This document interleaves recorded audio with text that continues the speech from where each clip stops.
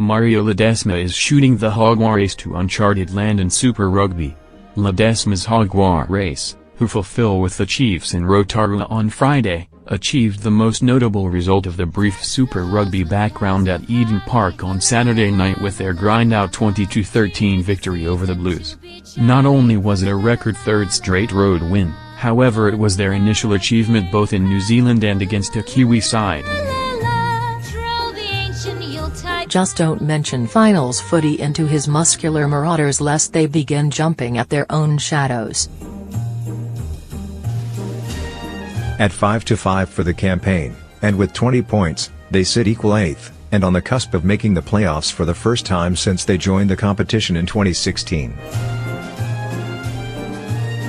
But Ledesma, who engaged with a forthright post-match media chat in the bowels of Eden Park, admitted finals football remains an unuttered phrase around the Jaguares.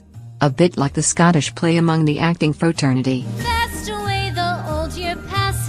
"I don't want to talk about that with the boys because they'll get scared," he said with a smile. It seems strange to think of those brutish, burly Argentinians scared of anything, but Ledesma, a former Pumas hooker and Wallabies scrum coach, is adamant that their young age as a professional entity means the fear factor inevitably hovers over them. He talked about his Jaguares being a little bit scared to win in the first half against the Blues and then added, "We are scared of being in contention to qualify maybe." That's how young the franchise is. It's a learning curve. I don't know whether it's a turning point, but it's definitely some learning for us. Ledesma certainly appears to be making a difference at the Jaguares, with their last 3 weeks perhaps a fruition of that. Over consecutive rounds they have rolled the Rebels in Melbourne, the Brumbies in Canberra and now the Blues in Auckland to sashay into the playoff picture.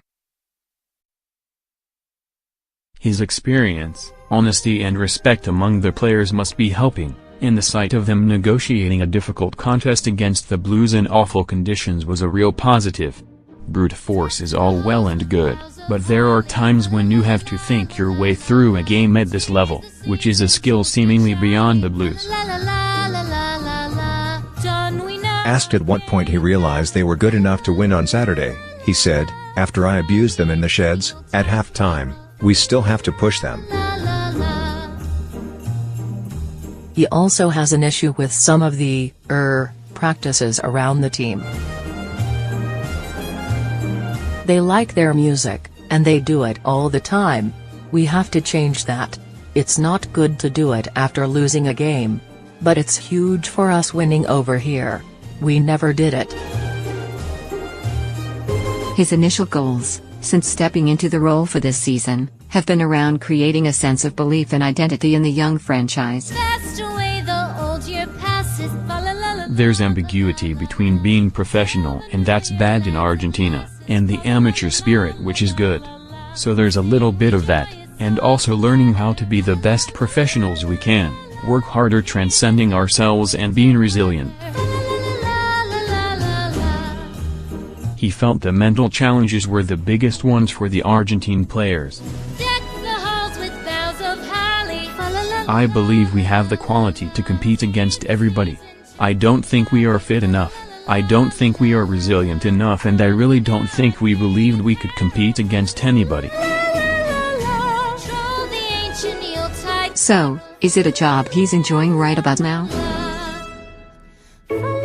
I don't know if the word is enjoying. It's a different job, the first time I do it.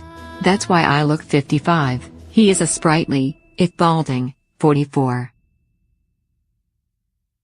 But I'm convinced of the direction we are taking and nobody is going to move me from that. I know what the North is and I think I know how to do it.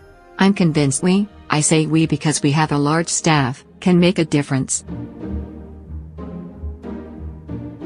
Deck the halls with boughs of high